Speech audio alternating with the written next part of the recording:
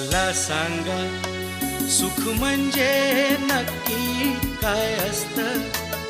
मला सांगा सुख म्हणजे नक्की काय असतं.